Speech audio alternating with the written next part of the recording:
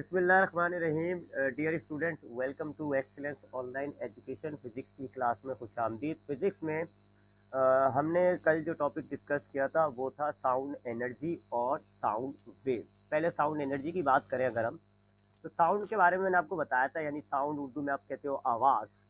आवाज़ जो है ये एनर्जी की एक फॉर्म है, एक किस्म है एनर्जी की। आप जानते हैं, एनर्जी आपने पढ़ा है कि एनर्जी जो है वो एबिलिटी टू डू वर्क होती है, काम करने की सलाहियत होती है एनर्जी में। और एनर्जी जो है वो कई शक्लों में पाई जाती है। लाइट एक एनर्जी है, साउंड एक एनर्जी है, काइनेटिक एनर्जी है, पोटेंशियल एनर्जी है, हीट एनर्जी है, न्यूक्लियर एनर्जी है। तो कई शक्लें हैं हमारे पास दुनिया में एनर्जी की। उनमें से एक शक्ल जो है वो आपके पास है साउंड। तो साउंड एक एनर्जी है, क्योंकि जब भी साउंड साउंड को हम एनर्जी क्यों कह रहे हैं, क्योंकि जब ये एक ऑब्जेक्ट पे पड़ेगी तो ये उस ऑब्जेक्ट में वर्क पैदा करती है, जैसे उसमें वाइब्रेशन पैदा करती है। जब भी साउंड जो है किसी भी सरफेस पर पड़ती है तो ये उसमें वाइब्रेशन पैदा करती है, तो इसलिए हम कहते हैं कि इसको एक एनर्जी है ये। फिर मैंने आपको बताया था कि आपके पास जैसे हर एनर्जी जो है वो किसी न किसी तरीके से एसोसिएट होती है एक मैटर से। मिसाल के तौर पे जो काइनेटिक एनर्जी होती है वो मोशन से एसोसिएट होती है। जब भी कोई ऑब्जेक्ट मोशन में आता है तो उसमें काइनेटिक एनर्जी पैदा हो जाती है। इसी तरह जब कोई ऑब्जेक्ट आप हाइट पे लेके जाते हो तो उसमें पोटेंशियल एनर्जी पैदा हो जाती है। जब आप किसी भी ऑब्जेक्ट के टेम्परेचर में इजाफा या कमी करते हो, तो यानी टेम्परेचर डिफरेंस क्रिएट करते हो, तो उसमें हीट एनर्जी पैदा हो जाती है। ठीक है, तो एनर्जी किसी तरीके से एसोसिएट होती है। तो जिस तरीके से अगर एक ऑब्जेक्ट मोशन में है तो हम कहेंगे उसमें काइनेटिक एनर्जी है। पोटेंशियल साउंड या हीट एनर्जी नहीं कहेंगे, हम कहेंगे उसमें काइनेटिक एनर्जी डेवलप हुई है। अगर एक ऑब्जेक्ट को आप ऊंचाई पे पहुंचाओगे तो आप कहोगे उसमें पोटेंशियल एनर्जी है। ठीक है, इसी तरीके से अगर आपके टेम्परेचर डिफरेंस आप कहोगे उसमें हीट एनर्जी है। इसी तरीके से आपकी ये जो साउंड एनर्जी है ये एसोसिएट होती है वाइब्रेशन से। यानी जब कोई ऑब्जेक्ट वाइब्रेट करता है तो फिर वो जो एनर्जी लूज करेगा उसको आप कहते हो साउंड एनर्जी। उसमें जो एनर्जी होगी उसको नहीं, वो जो एनर्जी लूज कर रहा होगा उसको आप साउंड एनर्जी कहोगे। इसको मैंने आपको बताया भी था डिटेल में कि अगर आपके पास एक पेंडुलम है और आप उस पेंडुलम में वाइब्रेशन पैदा करते हो तो you will provide some energy. आप उस पेंडुलम में एक एनर्जी इनपुट करोगे तो ही उस ऑब्जेक्ट में, उस पेंडुलम में वाइब्रेशन पैदा होगा। तो आपने एक पेंडुलम में एनर्जी प्रोवाइड की। अब आपका पेंडुलम जो है वो वाइब्रेशन में आ गया। जब पेंडुलम वाइब्रेशन में होता है तो हमने देखा हुआ है कि उसकी जो एक्सट्रीम पोजीशंस होती हैं, यानी कि ए और बी, यहाँ पर एनर्जी होती है पोटेंशियल एनर्जी की शक्ल में। यानी एनर्जी, जितनी भी एनर्जी आपने दी है वो सब कन्वर्ट हो जाएगी, इसकी पोटेंशियल एनर्जी बन जाएगी। और ए और बी पॉइंट पर पोटेंशियल एनर्जी होता है। इसी तरीके से जब ये अपनी मीन पोजीशन पर आता है तो इसमें फिर जो एनर्जी होती है वो होती है काइनेटिक एनर्जी की शक्ल में। यानी एनर्जी अपनी शक्ल चेंज कर रही है। तो आपने अगर 10 जूल एनर्जी दी तो ए पॉइंट पे 10 जूल एनर्जी जो है वो पोटेंशियल एनर्जी की सूरत में होगी। ओ पॉइंट पर 10 जूल एनर्जी जो है वो काइनेटिक एनर्जी की सूरत में होगी। और बी पॉइंट पर जो 10 जूल एनर्जी आपने दी थी वो पोटेंशियल एनर्जी की सूरत में होगी। लेकिन ऐसा नहीं होता। जब तक हम दुनिया में मौजूद हैं, अर्थ में मौजूद हैं, हमारा ये पेंडुलम अपनी मुकम्मल एनर्जी को काइनेटिक और पोटेंशियल में कन्वर्ट नहीं कर पाता। थोड़ी सी एनर्जी लॉस हो जाती है। क्यों? क्योंकि हवा के जो मॉलिक्यूल हैं वो आपके पेंडुलम के मोशन पर अपोज करते हैं। ये हमने पढ़ा है थर्ड लॉ ऑफ मोशन, कि जब एक फोर्स अप्लाई होती है तो आपके अपोजिट डायरेक्शन में फोर्स पैदा होती है। तो यहाँ पर जो एयर के मॉलिक्यूल्स आपके पेंडुलम को घेर के रखे हुए हैं, ये आपके पेंडुलम के मोशन में फ्रिक्शन अप्लाई करते हैं, जिसको हम कहते हैं एयर फ्रिक्शन। वो जो कहानी होती है कि जी मुकम्मल तौर पर ये एनर्जी पोटेंशियल और काइनेटिक में कन्वर्ट होगी, ये तब होगी जब आप स्पेस में ले जाओगे, वहाँ कोई मॉलिक्यूल्स नहीं होंगे, तो वहाँ कोई एयर फ्रिक्शन भी नहीं होगी, तो आपका पेंडुलम जिंदगी भर घूमता रहेगा। लेकिन अर्थ के अंदर जब आपका पेंडुलम जैसे जैसे वाइब्रेशन करता जाएगा उसकी एनर्जी घटती जाएगी। आहिस्ता आहिस्ता उसकी एनर्जी कम होती जाएगी। नतीजा क्या नज़र आता है आपको, कि उसका एम्पलीट्यूड कम होता जाता है, कम होता जाता है, कम होता जाता है, और एक टाइम आता है कि आपका पेंडुलम रुक जाता है। मैं सही कह रहा हूँ ना? प्रैक्टिकली एग्जाम्पल यही है। आप अगर एक धागे में एक पत्थर को बांध दो, पेंडुलम बन गया, आप उसमें मूवमेंट पैदा कर दो, वाइब्रेशन पैदा करो, क्या होगा? क्या जिंदगी भर वो घूमता रहेगा? नहीं, थोड़े टाइम बाद वो रुक जाएगा। यानी कि उसकी जो एम्पलीट्यूड है वो आहिस्ता आहिस्ता घटता जाएगा। क्यों घटता जाएगा? क्योंकि आपके एयर के मॉलिक्यूल्स ने उस पर फ्रिक्शन अप्लाई करी। अब जब ये फ्रिक्शन अप्लाई करेगी तो आपकी जो पेंडुलम है उसमें से कुछ एनर्जी लॉस होगी। कुछ एनर्जी उसमें से घटना शुरू हो जाएगी। यानी आपने 10 जूल एनर्जी का इनपुट दिया था, तो जब पहला वाइब्रेशन होगा आपके पेंडुलम में एनर्जी आ रही होगी 8 जूल। जब दूसरा वाइब्रेशन होगा मज़ीद कम हो जाएगी 5 जूल। फिर तीसरा वाइब्रेशन होगा तो मज़ीद कम हो जाएगी 3 जूल। आहिस्ता आहिस्ता आपके पेंडुलम में से एनर्जी निकलती जा रही है, एनर्जी लॉस हो रही है। अब ये एनर्जी जो लॉस हो रही है हमारे वाइब्रेटिंग ऑब्जेक्ट में से, ये कहाँ जा रही है? ये किस शक्ल में लॉस हो रही है? ये लॉस हो रही है साउंड की शक्ल में, आवाज़ की शक्ल में। तो आपका पेंडुलम जब वाइब्रेट कर रहा है तो it will lose energy due to air friction. Air friction की वजह से ये कुछ एनर्जी लॉस करेगा, किस फॉर्म में? साउंड की फॉर्म में। तो इसलिए हम कहते हैं sound is produce by vibrating object. जब भी कोई ऑब्जेक्ट वाइब्रेट कर रहा होगा तो वो आवाज़ पैदा करता है, क्योंकि जब भी कोई ऑब्जेक्ट वाइब्रेट करेगा वो एनर्जी लूज करेगा, और जब भी वाइब्रेटिंग ऑब्जेक्ट एनर्जी लूज करता है तो वो साउंड एनर्जी की शक्ल में लूज करता है। ठीक है, तो जब भी आपका कोई, जैसे अगर आपके पास गिटार के अंदर एक स्ट्रिंग होता है, आप उसमें वाइब्रेशन पैदा करते हो तो वो स्टैंडिंग वेव बन जाती है, स्टैंडिंग वेव बन जाती है। अब उसमें एनर्जी जो है वो आपकी लूज होगी, वाइब्रेटिंग ऑब्जेक्ट में से जो एनर्जी लूज होती है किस शक्ल में होगी? साउंड। आपको उसमें से आवाज़ सुनाई देगी। जब आप ड्रम की स्क्रीन को पीटोगे, ड्रम पर हाथ मारोगे, ड्रम की स्क्रीन वाइब्रेट करेगी। अब उसमें जो एनर्जी है, थोड़ी थोड़ी सी एनर्जी उसमें से लूज होना शुरू हो जाएगी। अब जो लूज हो रही है एनर्जी वो किस शक्ल में लूज हो रही है? साउंड, आवाज़। तो ऐसे आपकी आवाज़ जो है वो पैदा करता है, वाइब्रेटिंग ऑब्जेक्ट आपकी आवाज़ों को पैदा कर रहा होता है। अब सवाल ये पैदा होता है कि भाई अगर वाइब्रेटिंग ऑब्जेक्ट आवाज़ पैदा करते हैं, साउंड एनर्जी पैदा कर रहे होते हैं, तो हमें हर वाइब्रेटिंग ऑब्जेक्ट में से आवाज़ नहीं सुनाई देती। एक पेंडुलम अगर एक वाइब्रेट कर रहा है तो उसमें से जो साउंड एनर्जी प्रोड्यूस हो रही है मैं उसको डिटेक्ट नहीं कर पा रहा। इसका रीज़न मैंने आपको दिया था कि आपके पास जो साउंड प्रोड्यूस होती है वो फ्रीक्वेंसी के एतबार से 3 कैटेगरी में डिस्ट्रीब्यूट हुई हुई है: इंफ्रासोनिक, ऑडिबल और अल्ट्रासोनिक। इंफ्रासोनिक कहते हैं ऐसी साउंड को जिसकी फ्रीक्वेंसी 20 हर्ट्ज से कम होती है। फ्रीक्वेंसी का टर्म आप 2-3 दफ़ा पढ़ चुके हो। तो फ्रीक्वेंसी क्या होती है कि एक सेकंड में कितनी वेव जनरेट हो रही है, या एक सेकंड में ऑब्जेक्ट कितना वाइब्रेट कर रहा है, इसको आप कहते हो फ्रीक्वेंसी। क्या अगर पेंडुलम की एग्जाम्पल है तो एक सेकंड में कितना वाइब्रेट हो रहा है, या वेव्स अगर उसमें से निकल रही है तो एक सेकंड में कितनी वेव्स निकल रही है, इसको आप फ्रीक्वेंसी कहते हो। तो जो ऑब्जेक्ट ज़्यादा वाइब्रेट कर रहा होगा, बहुत ज़्यादा जंगली तरीके से वाइब्रेट कर रहा होगा, तो हम कहेंगे उसकी फ्रीक्वेंसी ज़्यादा है। और जो बहुत हल्के हल्के से स्लो स्लो से वाइब्रेशन होगी, हम कहेंगे उसकी फ्रीक्वेंसी कम है। तो अब जो आवाज़ आपकी पैदा होती है वाइब्रेटिंग ऑब्जेक्ट से, हमने उनको 3 कैटेगरी में डिस्ट्रीब्यूट किया हुआ है। एक वो आवाज़ जिनकी फ्रीक्वेंसी 20 हर्ट्ज से कम होती है, इंफ्रासोनिक कहते हैं। एक वो आवाज़ जिसकी फ्रीक्वेंसी 20 से 20,000 तक की इस रेंज के दरमियान पाई जा रही होती है, इसको हम कहते हैं ऑडिबल। और एक वो आवाज़ें जिनकी फ्रीक्वेंसी 20,000 हर्ट्ज से ज़्यादा होती है, उनको हम कहते हैं अल्ट्रासोनिक। 3 किस्म की आवाज़ें, इनमें से मुख्तलिफ आवाज़ें मुख्तलिफ ऑर्गेनिजम्स डिटेक्ट करते हैं। मुख्तलिफ, जैसे कुत्ता होता है, बत्तख होती है, कुत्ता हो गया, या चिमगादड़ हो गया, या व्हेल मछली होती है, या डॉल्फिन होती हैं। ये ऑर्गेनिजम्स अल्ट्रासोनिक ऑडिबल दोनों को डिटेक्ट कर सकते हैं। व्हेल मछली होती है या चिमगादड़ होता है, वो आपकी ऑडिबल साउंड भी डिटेक्ट कर सकता है और अल्ट्रासोनिक भी डिटेक्ट कर सकता है। उसका कान जो है, अल्लाह ने उसके कान का जो ड्रम होता है, एयर ड्रम जिसको हम कहते हैं, वो ऐसा बनाया हुआ है कि वो बहुत ज़्यादा वाइब्रेशन भी डिटेक्ट कर लेगा, बहुत ज़्यादा वाइब्रेट भी हो सकता है।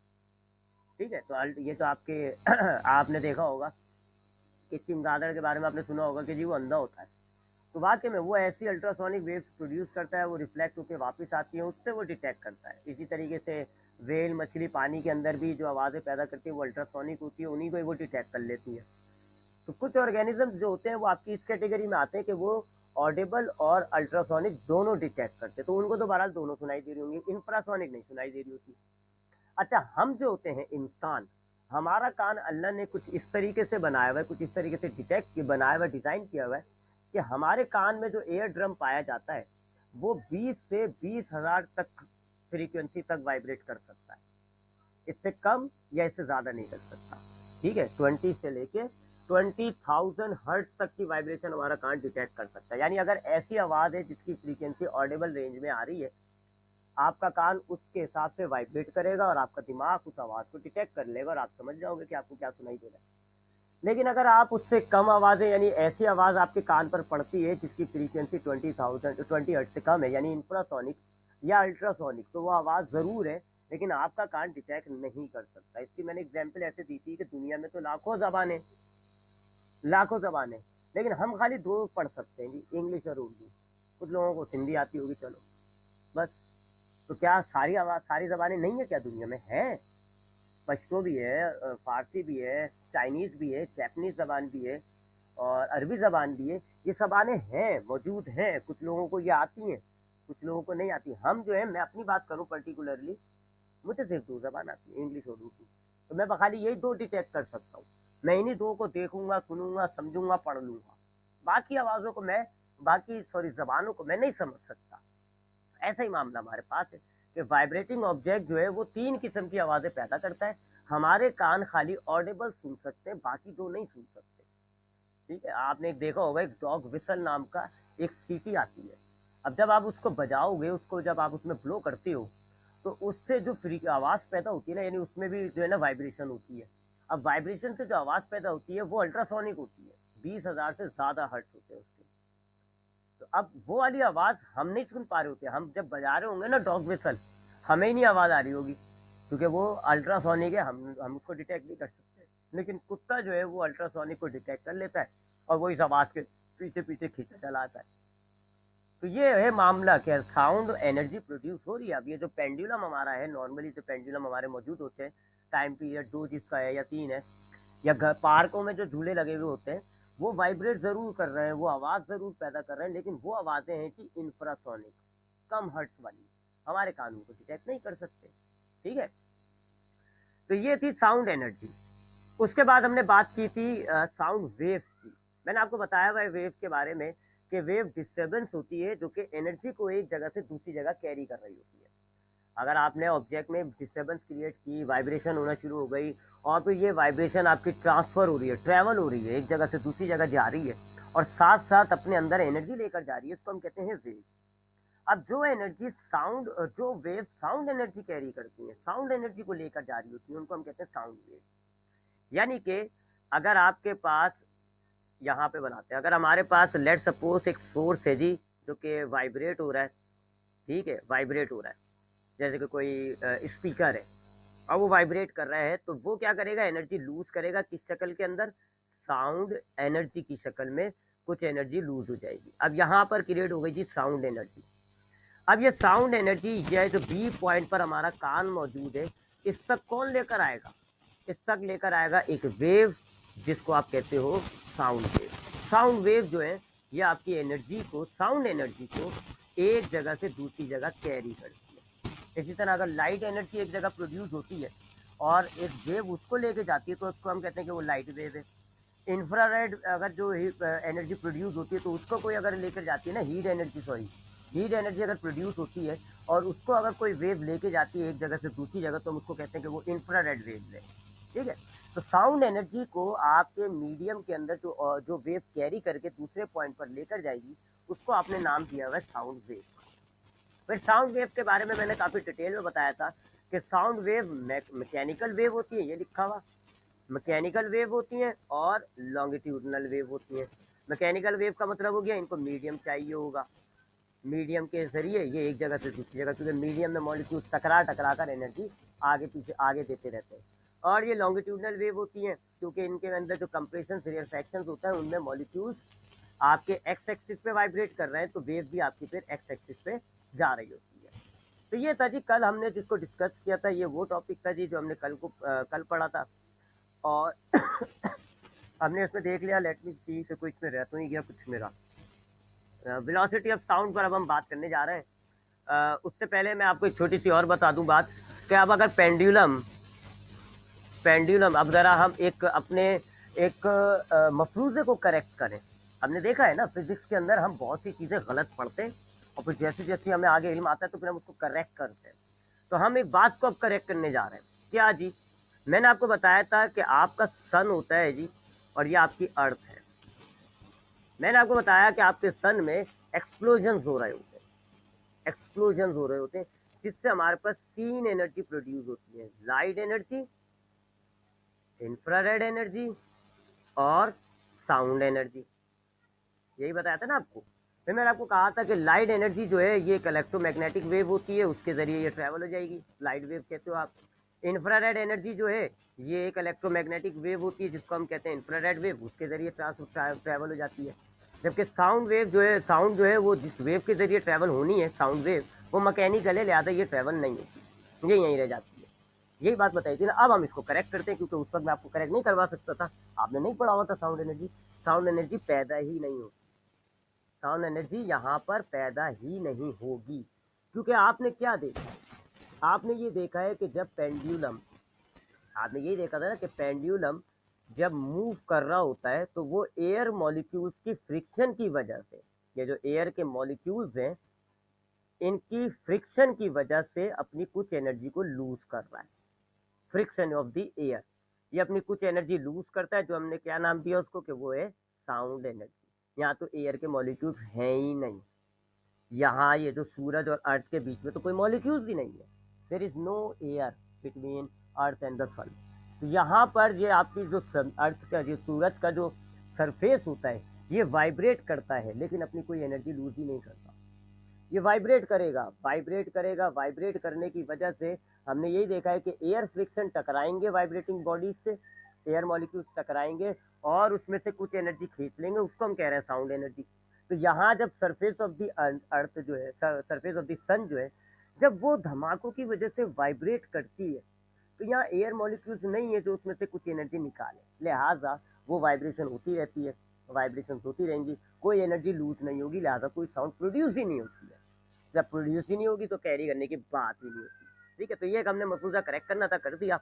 वजह यह कि मैं आपको पहले नहीं बताता, क्योंकि पहले बताता मैकेनिकल बात में नहीं घुसती, आपके मैकेनिकल समझ में नहीं आता मैकेनिकल वेव क्या है वगैरह वगैरह, इसलिए वो हमने एक गलत बात बताते हैं, फिर हम इसको यहाँ करेक्ट कर लिया करते हैं। अच्छा, अब हम आते हैं जी, आगे बढ़ते हैं। अब हम बात करेंगे वेलोसिटी ऑफ साउंड की, वेलोसिटी ऑफ साउंड वेव। ये जो साउंड वेव है इसकी वेलोसिटी कैसे निकाली जाए इसकी बात करते हैं। पहले निकाली कैसे जाए इसको तो बाद में देखेंगे, पहले देखते हैं इसकी वेलोसिटी का मामला है क्या। देखिए वेलोसिटी जो है, चूंकि आप जानते हैं कि साउंड वेव जो है वो एक मैकेनिकल वेव होती है, यानी कि ये मीडियम पर डिपेंड करती है, मैकेनिकल वेव है और ये मीडियम की मौजूदगी में ही एक जगह से दूसरी जगह ट्रैवल करती है। लिहाजा आवाज़ की जो रफ्तार है उसका एक ताल्लुक मीडियम से हो जाता है। ठीक है, एक ताल्लुक किससे हो रहा है जी, मीडियम से, मीडियम से होता है। ठीक है जी, तो मैकेनिकल वेव है, मीडियम की मौजूदगी ज़रूरी है इसको एक जगह से दूसरी जगह जाने के लिए। जाहिर बात है, अब मीडियम आपका चूँकि 3 किस्म का है, सॉलिड, लिक्विड, गैस, तो अलग अलग रफ्तार होती है। सॉलिड में साउंड की रफ्तार सबसे ज़्यादा होती है, सबसे ज़्यादा होती है, उसके बाद लिक्विड के अंदर दूसरा नंबर आता है, जबकि गैसेस के अंदर इसकी रफ्तार सबसे कम होती है। ठीक है, साउंड में ज़्यादा क्यों होती है, क्योंकि साउंड के सॉलिड में वेलोसिटी ज़्यादा क्यों होती है, क्योंकि सॉलिड में मॉलिक्यूल्स ज़्यादा होते हैं। हमने काइनेटिक मॉलिक्यूलर थ्योरी में ये पढ़ा होता है कि सॉलिड के अंदर बहुत ज़्यादा मॉलिक्यूल्स होते हैं, लिक्विड में दूर दूर मॉलिक्यूल्स होते हैं, गैसेस में बहुत दूर होते हैं। इट मीन सॉलिड के अंदर ज़्यादा मॉलिक्यूल्स मिलेगा आपको, लिक्विड में कम, गैसेस में बहुत कम। और आप देखते हो, आपने कल पढ़ा कि ये जो साउंड वेव ट्रैवल कर रही होती है मॉलिक्यूल्स के कोलिजन से ट्रैवल करती है, एक मॉलिक्यूल दूसरे से कोलाइड करेगा, दूसरा तीसरे से कोलाइड करेगा, इस तरीके से ट्रांसफर होती है। जितना ज़्यादा मॉलिक्यूल होगा उतना ज़्यादा कंप्रेशन होगा, उतना ज़्यादा कोलिजन होगा, उतनी जल्दी ट्रांसफर होगा। लिहाजा रफ्तार जो है वो साउंड की जो है वो सॉलिड में सबसे ज़्यादा होती है, लिक्विड में थोड़ी कम होती है, गैस में सबसे कम। मुख्तलिफ मटेरियल्स के अंदर मुख्तलिफ होती है जी। एक अगर आपको रफ वैल्यू बताऊँ तो तकरीबन 5000 के करीब होगी जी सॉलिड के अंदर, मीटर पर सेकेंड, जबकि लिक्विड के अंदर तकरीबन 1000-1500 के करीब होती है, और गैसेस के अंदर 200 से 400 के करीब होगी। ये एक अंदाजन वैल्यू दे रहा हूँ मैं आपको डिफरेंस दिखाने के लिए। तो देख लो, सॉलिड में सबसे ज़्यादा है, दूसरे नंबर पे लिक्विड, तीसरे नंबर पे गैस।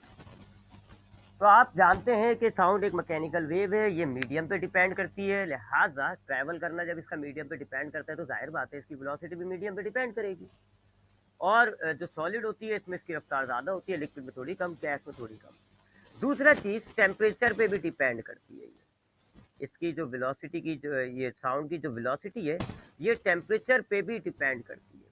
यानी अगर आप हवा में से आवाज़ को गुजारते हैं 0 डिग्री सेंटीग्रेड पर तो इसकी डिफरेंट रफ्तार होगी, 35 डिग्री पे गुजारोगे तो डिफरेंट होगी, और 100 डिग्री पे गुजारोगे तो डिफरेंट होगी। ठीक है, डिफरेंट डिफरेंट वेलोसिटी होगी, टेम्परेचर पे भी डिपेंड कर रही है। तो ये दो बातें ध्यान में रख लेंगे। तो ये वेलोसिटी ऑफ साउंड के हवाले से थोड़ा सा इंटू था कि आपकी जो वेलोसिटी होती है, आवाज़ की जो रफ्तार होती है, वो एक तो मीडियम पे डिपेंड कर रही है और टेम्परेचर पे डिपेंड कर रही है। मीडियम के का जो हमने देखा है ट्रेंड, वो क्या देखा है जी, सॉलिड में ज़्यादा होता है, लिक्विड में कम, गैस में सबसे कम। जबकि टेम्परेचर में हम देखते हैं कि जी गैस का जितना कम टेम्परेचर होगा उतनी रफ्तार कम होती है, जितना ज़्यादा टेम्परेचर होगा उतनी रफ्तार ज़्यादा हो जाती है। ठीक है, तो ये दोनों देख लिया। अब हम आते हैं कि वेलोसिटी ऑफ साउंड किस तरीके से कैलकुलेट की जाए। How to calculate velocity of sound, इसका क्या फॉर्मूला है हमारे पास वेलोसिटी ऑफ साउंड कैलकुलेट करने का। तो वेलोसिटी ऑफ साउंड को कैलकुलेट करने का जो फॉर्मूला है, सबसे पहला अटेम्प्ट किया था सर आइजैक न्यूटन ने। सर आइजैक न्यूटन ने वेलोसिटी ऑफ साउंड को कैलकुलेट करने का एक फॉर्मूला बनाया था। ठीक है, ताकि वेलोसिटी जो है, साउंड की जो रफ्तार है, आवाज़ की जो रफ्तार है, उसको कैलकुलेट किया जा सके।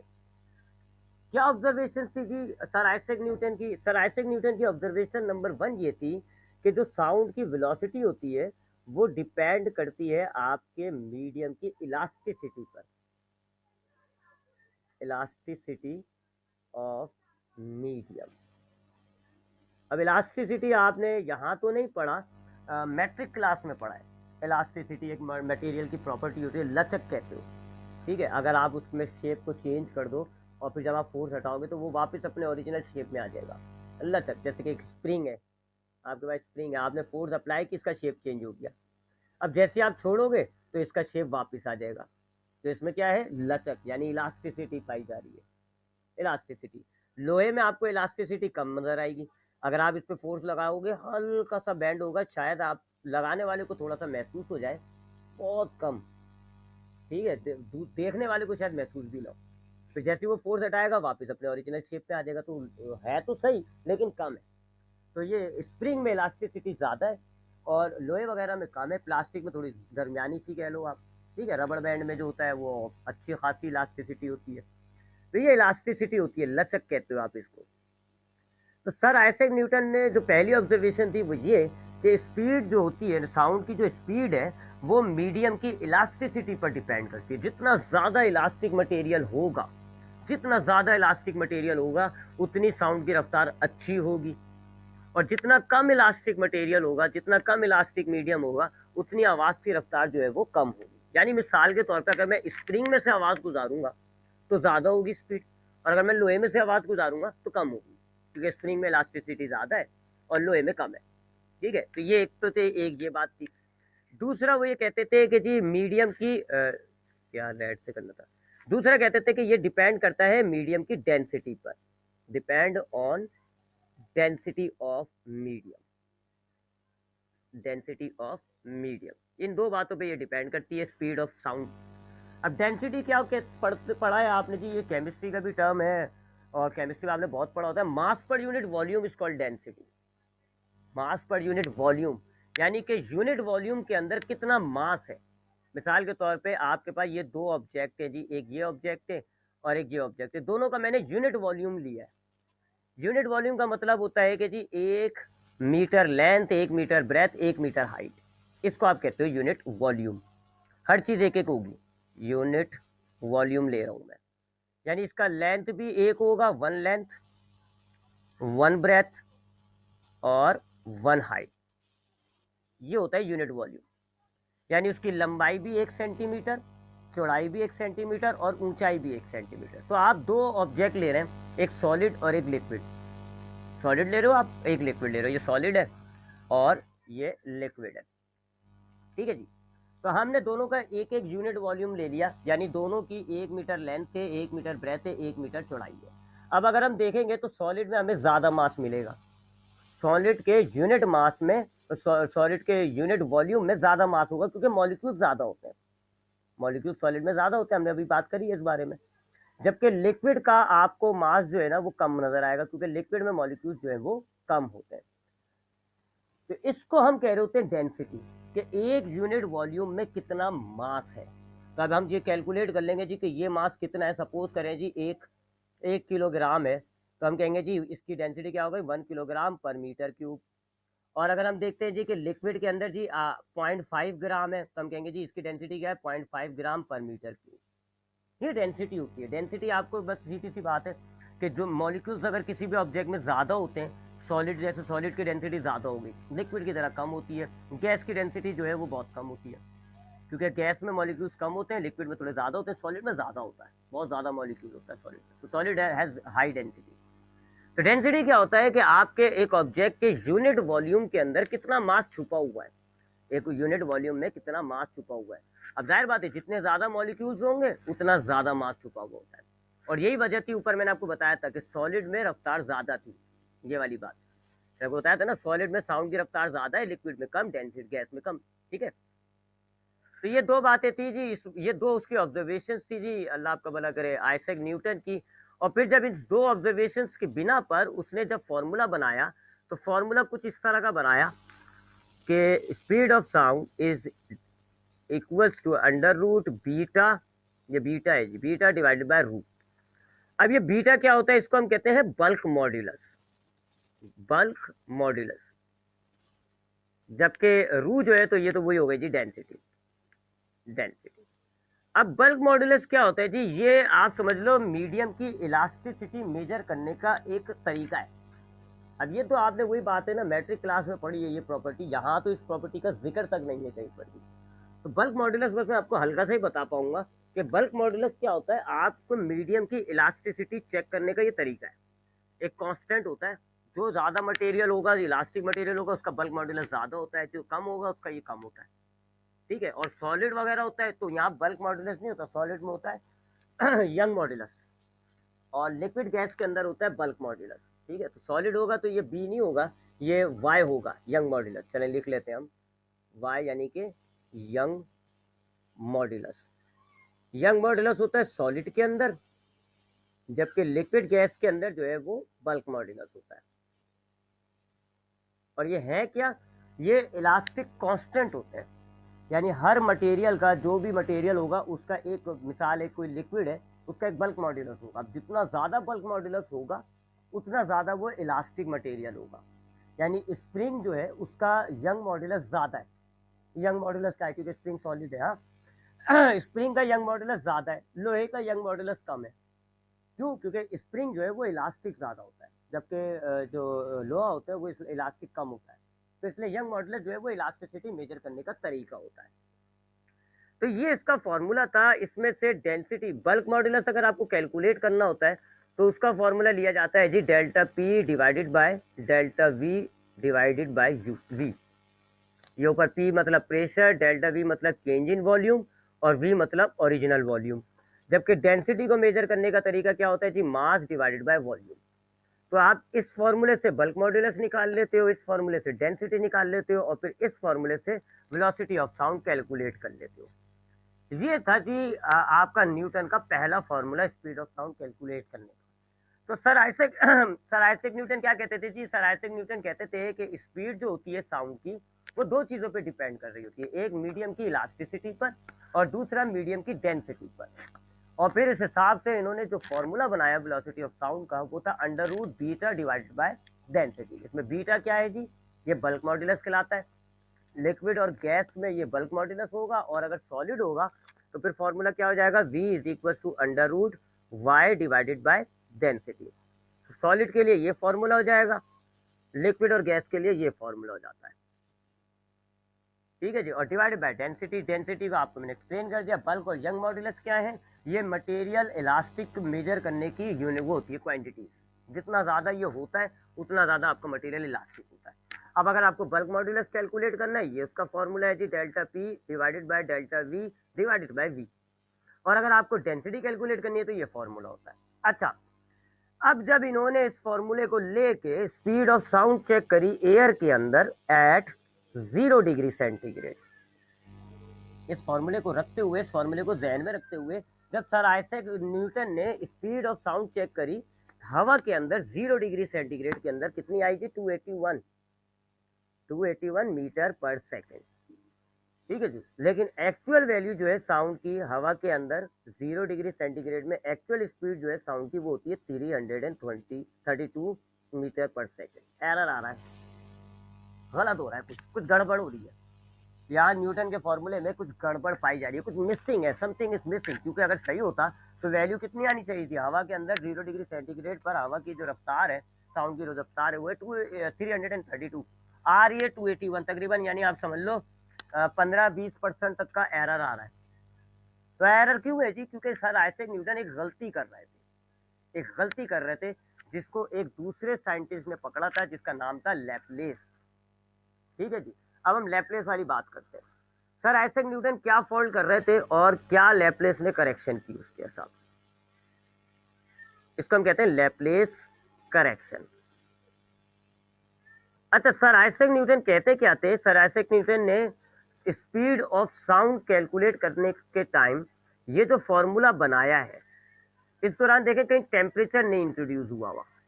कहीं टेम्परेचर है देखें आप, ना बीटा के अंदर है, ना स्पीड वेलोसिटी के फॉर्मूले में, ना डेंसिटी में, कहीं टेम्परेचर नहीं है। वाई? क्योंकि सर आइजैक न्यूटन ने अज्यूम ये किया था कि टेम्परेचर कांस्टेंट रहता है। जब एक आवाज़ जो है ट्रैवल करके मीडियम में से जा रही होती है, उस दौरान टेम्परेचर फिक्स होता है आवाज़ का, कंप्रेशन रेयरफेक्शन में फ़र्क नहीं आता।